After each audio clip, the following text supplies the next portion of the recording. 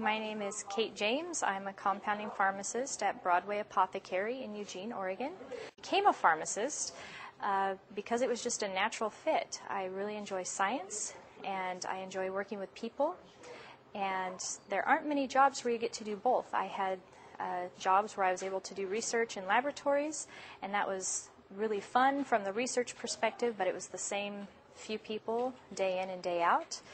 I've also had jobs doing retail and food service when I was younger, and I do like working with the people. The quality of the job and job satisfaction just wasn't there. So it was nice to find something that was a good fit to be able to use all of those skills. So I really enjoy working with people and getting to know them and being able to serve them and educate them. So that's why I became a pharmacist. My hardest day as a pharmacist was actually when I worked retail.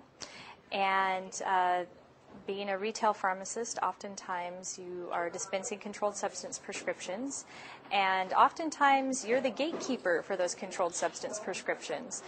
And my hardest day was one of the days where somebody wasn't able to get the medication that they wanted, and at the counter they became very angry, threw things, yelling, screaming, threatening, left the pharmacy, phone calls all afternoon threatening,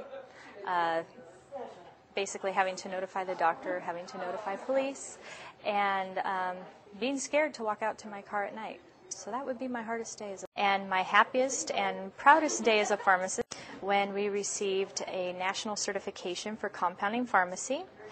The PCAB, or Pharmacy Compounding Accreditation Board, just called us, letting us know that after a year of writing procedures and implementing procedures and creating ways to do compounding pharmacy that meet national standards, we have finally been accredited.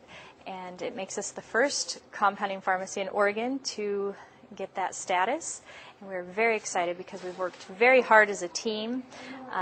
There was a lot of paperwork and a lot of creative thinking as far as how to do some of these things that were required by the Compounding Accreditation Board. And there's a lot that went behind it as far as safety and organization and training and implementation. And it's been a long process, so it just makes it all the more sweet that we've received that. And now I'm going to tell you a little bit about what pharmacists can expect to make in their career field. There's quite a range, but generally speaking, pharmacists are able to do quite well financially. Starting wages can be anywhere from $70,000 or $80,000 upwards to $120,000, $130,000 per year. There are situations that will allow for a pharmacist to make more money. Obviously, being in a management situation, managing personnel, being involved in a larger organization like a large hospital, or being a district manager for a large chain pharmacy, those will allow for higher reimbursement rates. Benefits are very good. Generally speaking, in the healthcare field, most people have very nice health benefits and retirement benefits and those types of things. And now I'm going to tell you a little bit about what compounding pharmacy is. Basically, what we do, we customize prescriptions and tailor them to meet a patient's needs.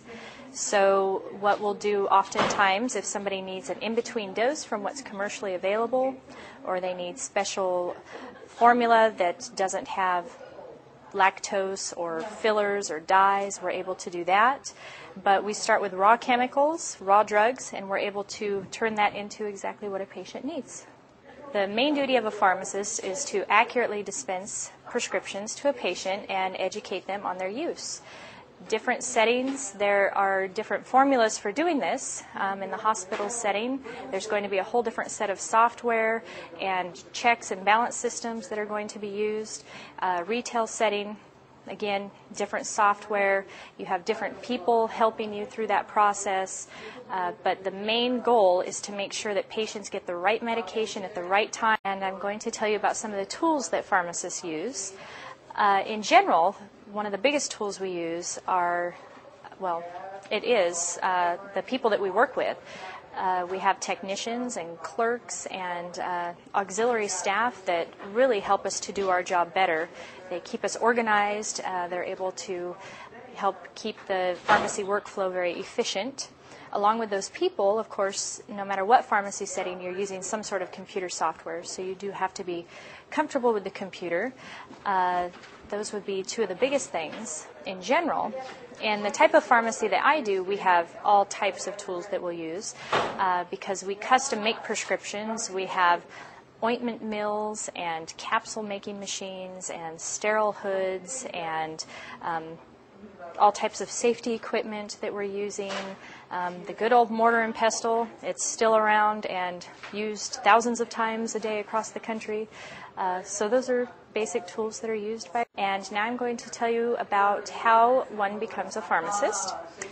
Generally speaking, nowadays people go through at least a 7-year degree program. Oftentimes they will have an undergraduate degree, a bachelor's degree in some sort of science field, often chemistry or biology, but it can be any bachelor's degree. It's just the science fields tend to prepare you for what's needed in the advanced degree in pharmacy.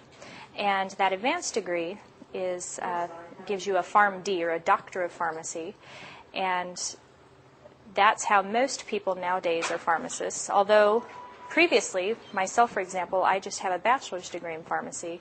That's a degree that's been phased out over the years. As more and more drugs are added, more and more curriculum had to be added. So as far as how I became a pharmacist, I really enjoyed science, and I like people, so it was a natural fit. It's a good way to be able to enjoy both of those things at the same time. And I have a few tips on becoming a pharmacist. The most important would be to do very well in school, especially science and communication courses. The admissions boards at all the colleges of pharmacy love to see that you have good grades, because once you get into pharmacy school, it does become more difficult. So you have to have a strong academic background to begin with. Another thing I would suggest is becoming very involved in the profession, and there are many ways to do that, especially as a student. And it can be a lot of fun doing that. There are all types of student organizations that a person could get involved in. American Pharmaceutical Association, American Society of Hospital Pharmacists, International Academy of Compounding Pharmacists.